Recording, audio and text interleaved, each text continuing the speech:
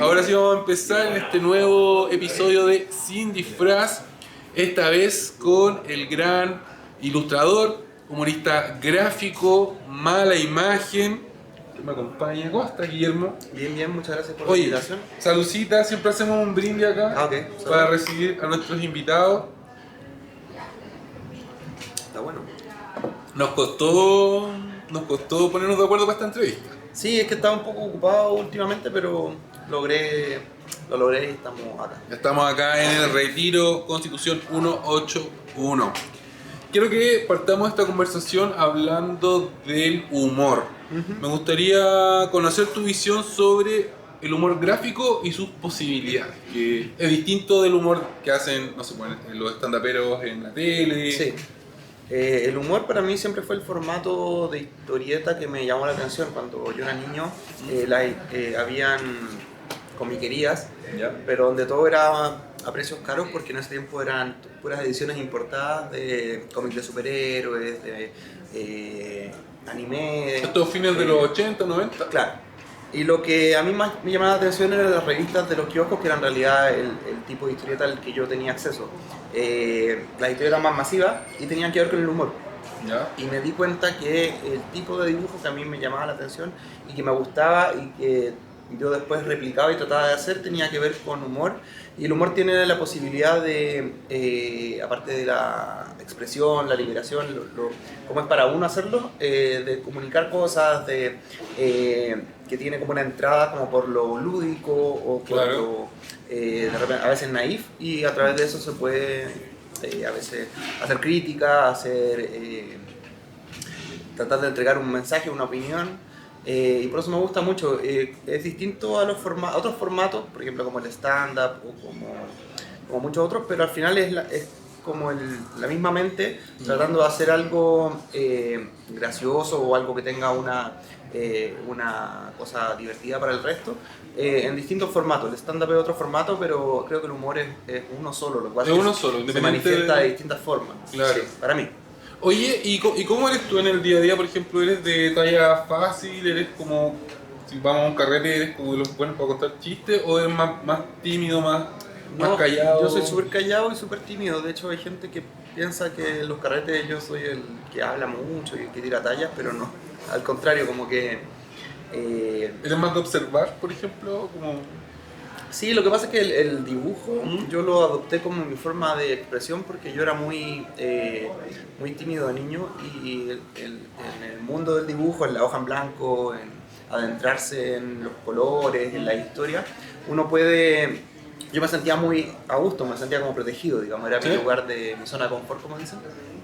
Y lo adopté como una cosa que era como mi forma de comunicarme con los demás.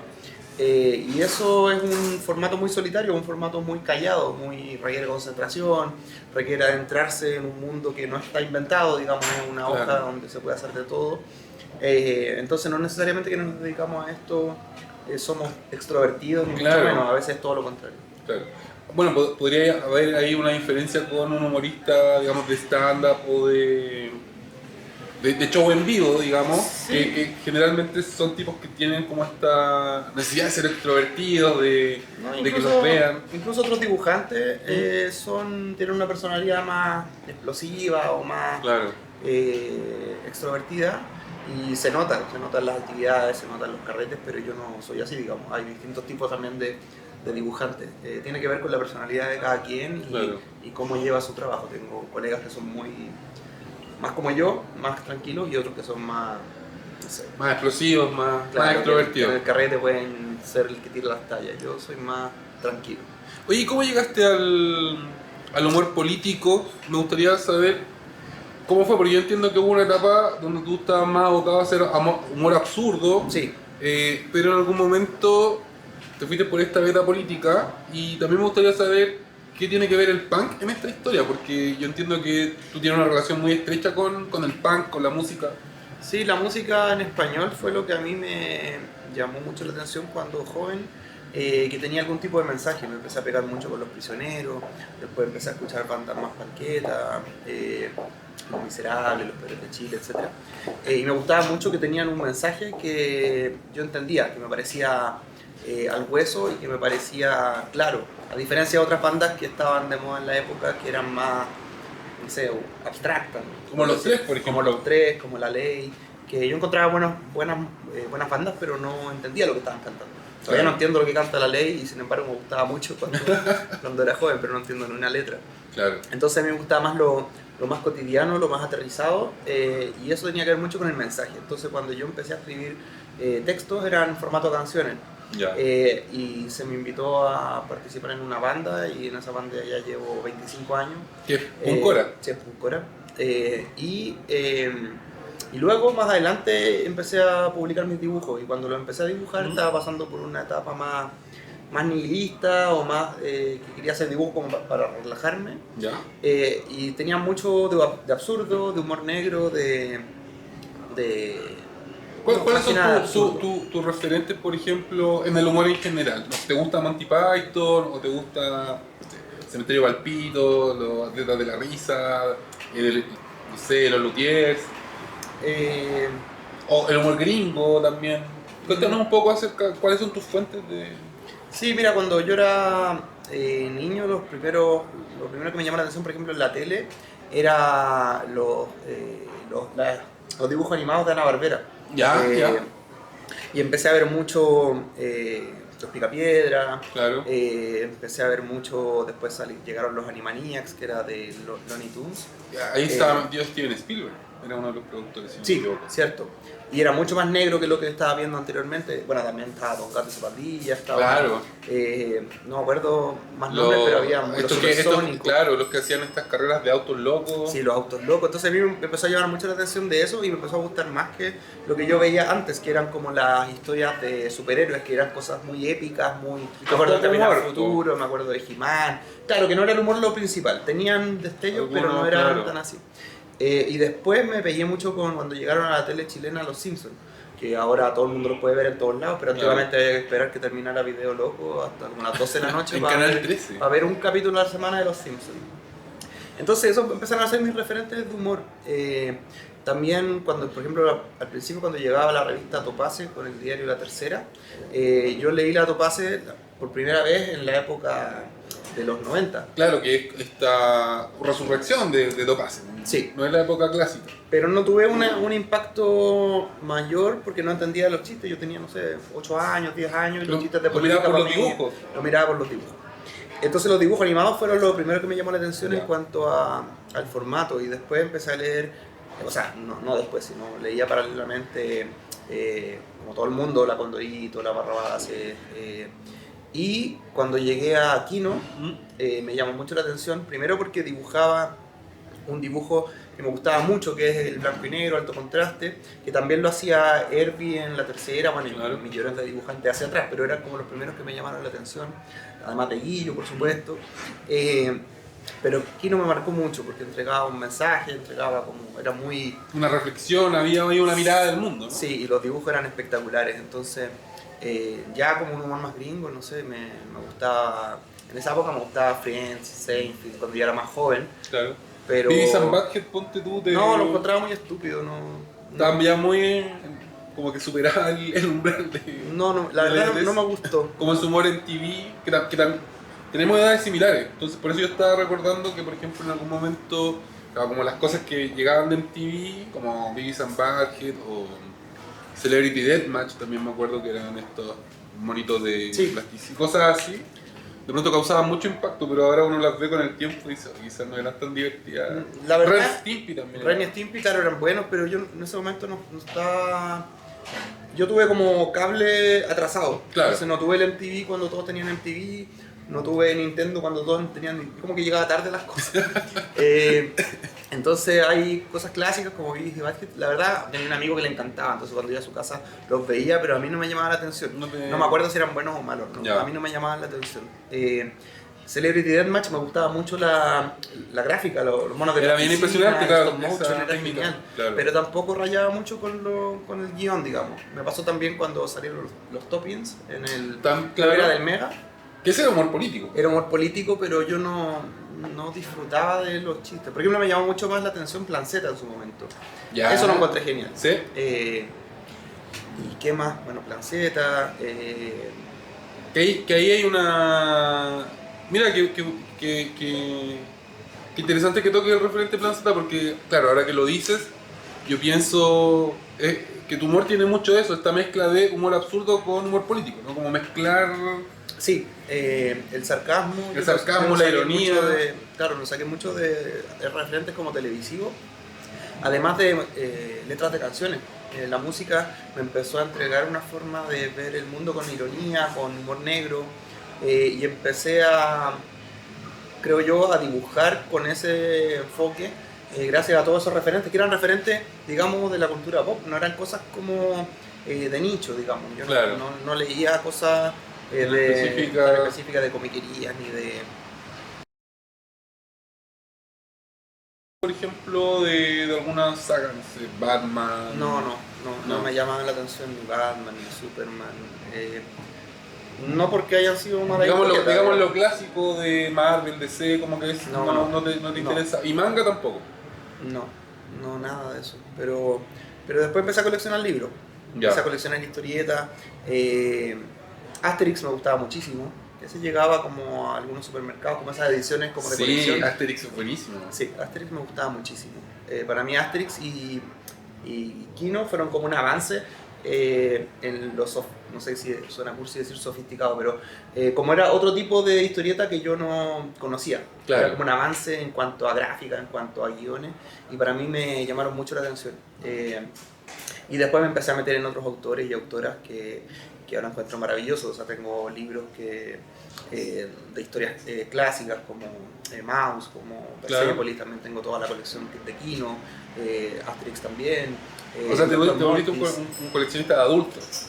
Sí, porque antes no tenía plata y las ediciones, no se editaban tantos cómics en Chile, que se editaban revistas. Es cierto. Y las revistas, no sé, la revista Rico Más Pato, y las ediciones que llegaban de historieta eran gringas. Claro. O europeas, entonces eran caras. Yo no coleccionaba ese tipo de cosas, no tenía poder adquisitivo, pero después cuando empecé a trabajar, empecé a coleccionar lo más que podía, digamos. Claro. Hay algo que siento que te distingue como humorista gráfico y que es tu capacidad de ir tomándole el pulso al día a día. Siento que eres buenísimo en eso, como a veces me sorprende porque pasa algo y en un par de horas ya está la viñeta y como que logras sintetizar la situación, darle un giro y además sacar una carcajada. Y me parece que eso es genial de ti, ¿no? Como artista. Y me gustaría que nos cuentes un poco acerca de tu forma de trabajo y de las fuentes que vas usando. No sé si estás más atento a las redes sociales, o a la radio, a la televisión, o al diario. ¿Cómo...? Las redes sociales son para mí como el diario que leo día a día para saber qué está pasando. Twitter, Instagram, Facebook, pero más que nada Twitter como porque es más inmediato, más cronológicamente rápido. Claro. Pero también, después de que encuentro un poco de lo que quiero dibujar, tengo que darle las vueltas para crear algo que sea original. Por ejemplo, que sea diferente a todos los miles de memes que salen al mismo tiempo. Claro, compites con los memes. Y los memes son mucho más rápidos de hacer y hay unos buenísimos, entonces tengo que lograr hacer algo que no quede como repetido, digamos. Ya. Entonces a veces se me da todo el día en pensar una idea y a veces no lo logro, a veces simplemente no... Como hay veces que soy muy rápido en terminar un dibujo, hay veces que estoy todo el día y no logro terminar un dibujo, entonces... Tú, espérate, ¿piensas primero el dibujo y después el texto? ¿O es como...? Quisiera entender un poco cómo funciona tu cabeza. Antiguamente cuando hacía humor absurdo dibujaba cualquier cosa, por ejemplo, no sé, dibujaba un perro con un cocodrilo y después se me ocurría que escribir sobre eso. Lo que era bastante absurdo como método de trabajo porque dejé muchos dibujos de cocodrilos y perros dados vueltas que nunca logré terminar como viñeta. Yeah.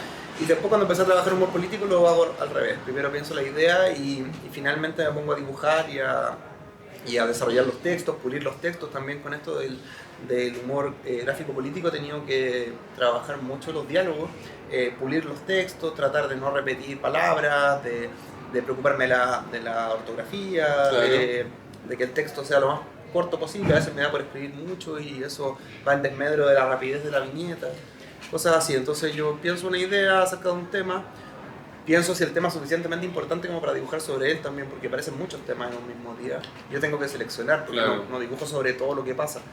Porque no alcanzo, digamos, no es como hay gente que me escribe como ustedes los Malimagen, como que fuera una agencia de... ¿Ah, sí? Sí, hartas veces me ha pasado, como que piensan que es un equipo. Lo desmientes, categóricamente. Lo desmiento, venga de donde venga, sí. Así que, claro, yo a veces no logro dibujar nada, pero cuando dibujo trato de que sea lo más rápido posible para que la noticia esté fresca y para que... No sé, para... Pero es que vamos como captar un momento... Sí. Bueno, no hemos dicho nada del libro, porque No importa. esta conversación es a propósito de Merluzos, el último libro de Malimagen, libro que está disponible en librerías y que vamos a regalar una copia de este libro, gentileza de editorial Penguin Random House, tu sello de editorial. Sí.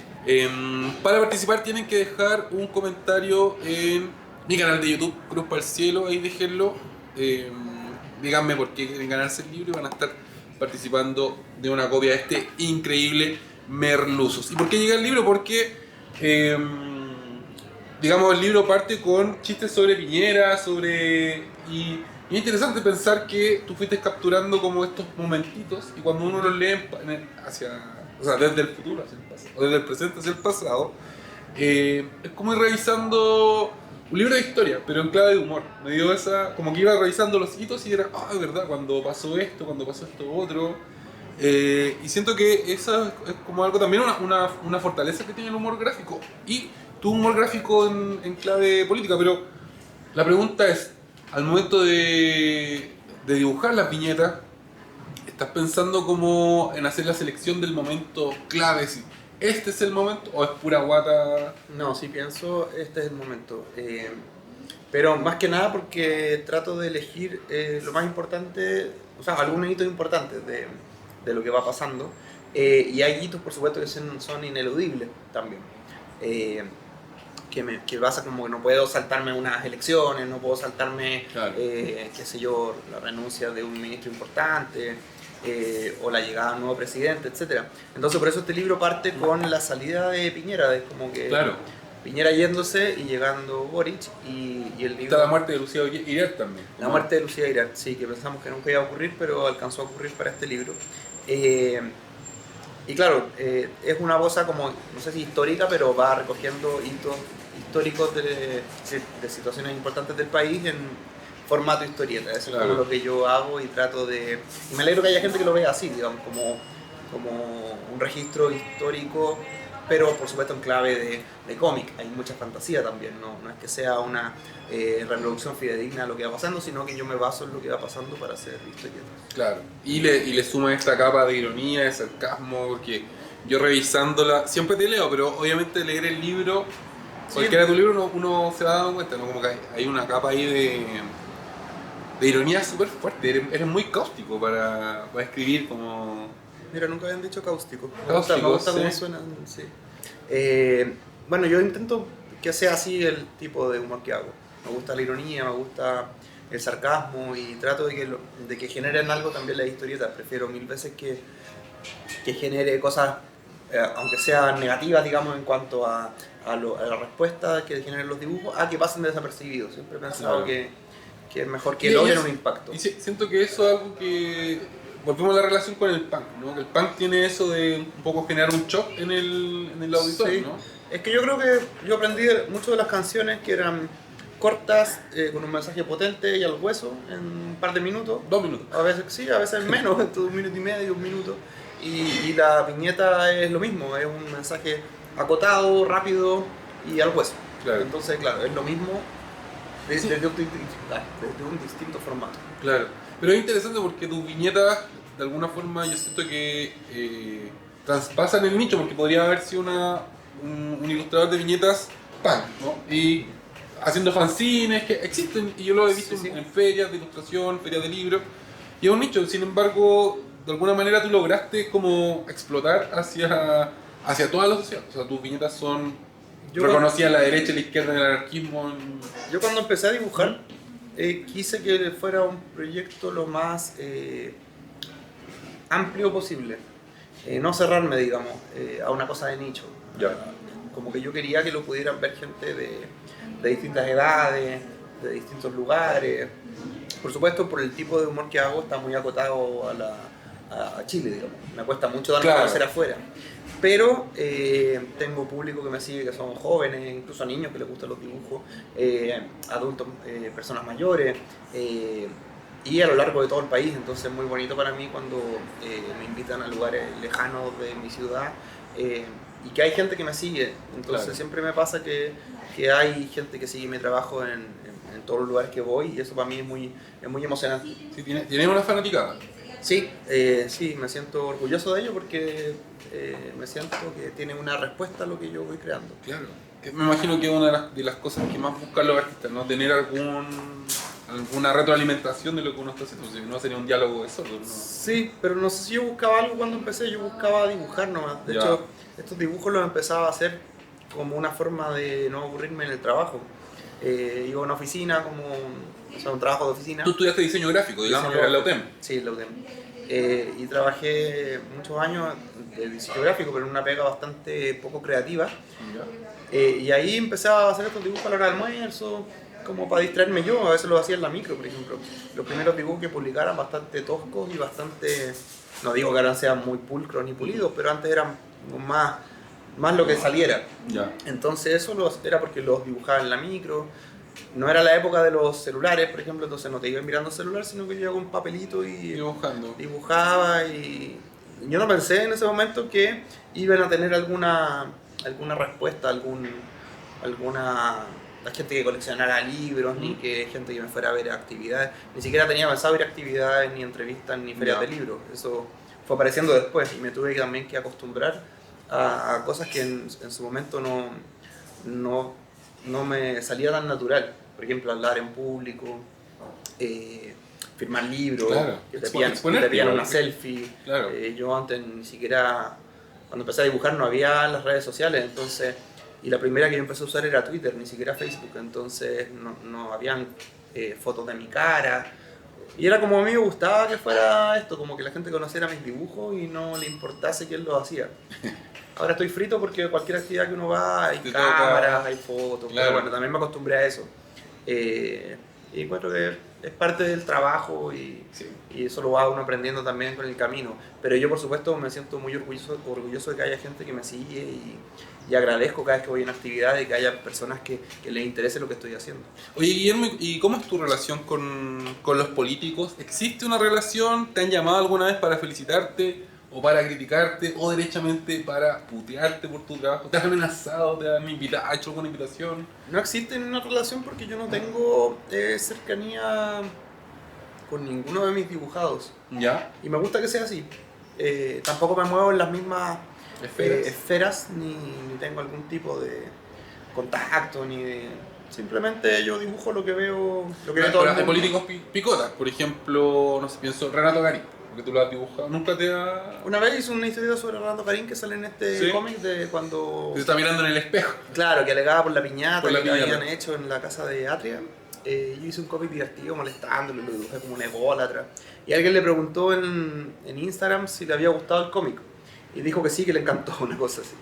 O me acuerdo cuando hice uno de Jorge Sharp, cuando fue este evento de la bandera, la famosa bandera de la prueba. Sí, la bandera de Valparaíso. La bandera chilena de Valparaíso. El banderazo. El banderazo, sí. Que no fue quizás la mejor idea a nivel de... Pero bueno, causó furor. Sí. Y también Sharp me escribió que se había reído mucho, pero me lo escribió en los comentarios, no es como que yo... No te llamo por teléfono. No tengo el teléfono, no me tienen en los teléfonos.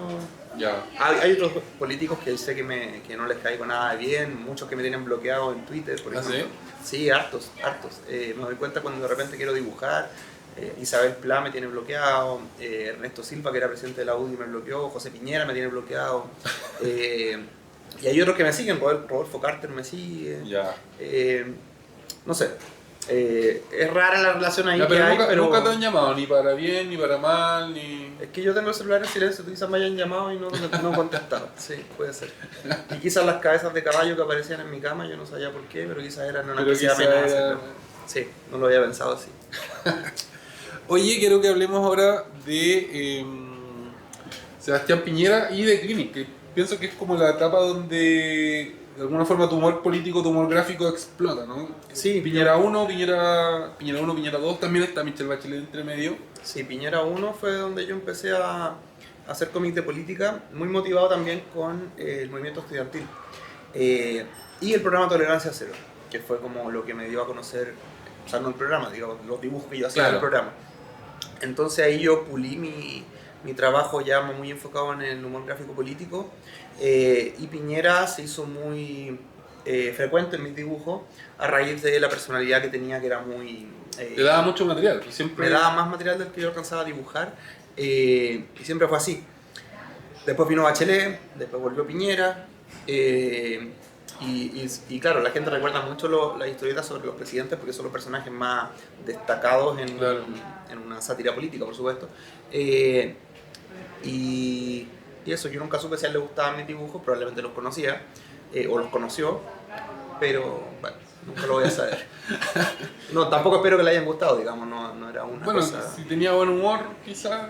Una épico que leía Las Piñericosas o leía El Clínico. En general hay muchos personajes conocidos que tienen un ego muy particular de que les gusta ser tomados en cuenta para este tipo de cosas, y otros que no, que para nada, digamos. Claro, en el caso de Sebastián Piñera en algún momento se dieron cuenta, su equipo de comunicaciones, que todos estos lapsus les servían. De hecho, en The Clinic terminaron haciendo el libro Piñericosas, y era, de alguna forma servía para, la lectura era que servía para humanizar el personaje, como que esta idea de que Piñera cometiera errores. Sí, los errores sí, pero por ejemplo, yo intentaba no ocupar tanto esa cosa, esa crítica muy por encima, que en realidad no es una crítica, sino que cuando se habla de humanizar el personaje, quizás es de hacerlo más amable, como que yo creo que a veces se toma como el error de pensar que uno humaniza, pero en realidad estamos hablando de seres humanos. O acercarlo. Pero me pasa que, por ejemplo, Piñera 2 tuvo el tema de las violaciones de los derechos humanos durante la revuelta popular, y ahora existe ese absurdo que tratan de dar vuelta el discurso, como que la gente que sale a protestar eran los violentos, y se habla del perro matapacos como un símbolo de todos los pacos que murieron en el estallido, que fueron 0. Versus los más de 30 personas que fallecieron producto de la represión. Y la gente que perdió la vista. Y la gente que perdió la vista, y la gente que denunció abuso sexual en comisaría, etcétera. Está el caso Mario Acuña, está el caso Gustavo Gatica, Fabiola Campillay, y muchos más. Está, no me acuerdo el nombre ahora, pero más de 30 asesinados, más el caso de la discoteca quemada, etcétera. Entonces ahí no era como el humor gráfico, no tenía una función de hacer cosas divertidas con lo que pasaba con el presidente, sino que había que haber una crítica dura sobre lo que estaba pasando. Y también yo intenté hacer eso, no hacer, y los dibujos más fuertes que tuve que hacer tenían que ver con lo que ocurría en el estallido, por ejemplo. Claro. ¿Cómo fue esa etapa? Me parece interesante que hayamos llegado al estallido. Desde tu perspectiva como artista, que fue un momento donde estaban pasando muchas cosas muy rápido. Entonces, ¿te costaba más? ¿Te costaba menos? Yo traté de dibujar lo más posible, pero también quería participar de las protestas, entonces a veces salía a protestar y después se me ocurría una viñeta sobre algo que había pasado, y pensaba, ¿qué es más útil en este momento? ¿Que esté marchando o que vuelva a dibujar? Y a veces me devolvía y a veces no. Traté de registrar lo que más podía en cuanto a un acontecimiento histórico a través de mis dibujos. Esa es mi forma de registrar, digamos. Yo sé que hay muchos relatos, hay muchos registros fotográficos, pero yo trataba de hacerlo en mis dibujos y participar también no solamente de sentado dibujando, sino que a mí me interesaba mucho lo que estaba pasando. Era una época muy relevante de una revolución a nivel nacional, y que era importante apoyarla, porque era relevante todos los temas que se estaban tocando, el tema de las AFP, el tema del sueldo mínimo, el tema de ¿cómo se llama? La Constitución, el tema de que se pedía en ese momento de se veía la disolución de los pagos, y después la reformulación, y ahora la felicitación, y es una de tus viñetas. Y también los presos de la revuelta. Pasaron muchas cosas, y yo trataba de ir ¿cómo se dice? Registrándolas a mi modo. pero bueno, fue una época álgida. Y pasa también... Y después de eso pasamos directo a la pandemia, ¿no? Claro, la pandemia, también dibujé mucho sobre la pandemia. Ahí habían otros personajes, estaba Mañalich, después vino el ministro París, estaba Paula Daza, también Arturo Zúñiga, claro. bueno, iban a hacer un hospital que era hacer un hospital, que nunca hicieron. Sí, estuvo todo el tema de las cuarentenas. Claro. Bueno, pasaron muchas cosas. A Piñera lo salvó un poco la pandemia porque ahí el estallido se apagó, digamos, las protestas, y la gente claro. se dio cuenta que había algo que en ese momento había que guardarse, no sé, y lo salvó eso. Después el tema de la Constitución, las votaciones, etc.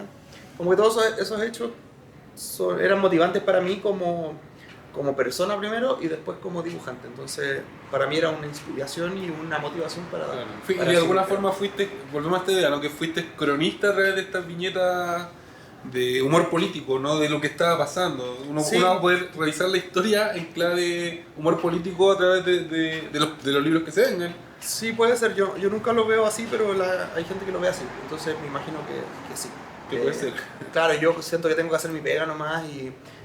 por ejemplo, me acuerdo que yo tenía una invitación para la Feria del Libro de Guadalajara en esa época, y yo no sabía qué hacer en ese momento porque yo ya estaba comprometido cuando pasó octubre, y yo no sabía si ir o no, porque aquí estaba todo pasando y decía, ¿cómo voy a estar 5 días en otro país cuando aquí está todo? Entonces al final decidí ir, pero con mis útiles de dibujo. Yo soy bastante tosco y bastante torpe en ese momento porque no se me ocurrió ocupar el celular para sacarle fotos al dibujo, sino que me llevé el escáner, hice como me armé allá en un hostal chiquitito donde estaba, como en mi taller, y dije, bueno, voy a ir, pero voy a seguir dibujando como si estuviera en Chile.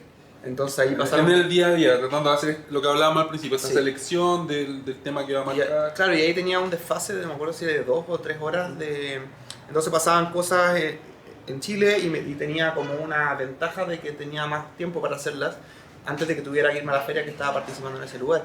Y además las entrevistas que hacían en ese momento todas tenían que ver con lo que estaba pasando en Chile. Estaba el tema, era muy de moda las tesis, por ejemplo, allá pasó lo de Mon Laferte, que hizo la denuncia de pecho descubierto. Estuvo la ley antibarricada, que después salieron todos a pedir disculpas, Jackson, Boric, no me acuerdo quién más estuvo, Winter, creo. Entonces yo dibujé sobre esas cosas y traté de denunciar donde pude en cada micrófono que nos ponían adelante, estando en México unos días, y después volví a seguir acá. Guillermo, se nos está acabando el tiempo. Última pregunta. El libro se llama Merluzos, obviamente está inspirado en el apodo que le puso la derecha a Gabriel Boric. Me gustaría conocer tu opinión sobre el actual presidente, sobre cómo está funcionando la DAS a través de las viñetas, pero me gustaría conocerla a través de tus palabras. Yo creo, lo venía pensando en el camino, que este gobierno terminó hace rato ya. ¿Sí? Terminó, sí. ¿Con la derrota por el plebiscito? No, está derrotadísimo. Las declaraciones hoy día de que la figura del Matapaco era una figura... no me acuerdo cómo le dijo, denigrante, vulgar, que además es una tontera hablar de ese tema porque es una estupidez seguir alimentando un relato anti-estallido, claro. Y el nuevo respaldo al general Yáñez, que tiene que ser formalizado. Yo creo que el gobierno ya se acabó hace rato, está gobernando el gobierno que viene. Está gobernando el gobierno que viene. Sí, esa es mi lectura del asunto. Igual yo no esperaba nada de este gobierno, yo esperaba que no saliera Kast en su momento, y eso se logró, pero ahora pienso que no, ya se acabó este gobierno y no hay ningún tipo de expectativas de mi parte, por lo menos. ¿No hay expectativas? No. ¿No hay futuro? Como decía Sex Pistols, no future for you. Nunca hubo, pero ahora se ratifica nomás que...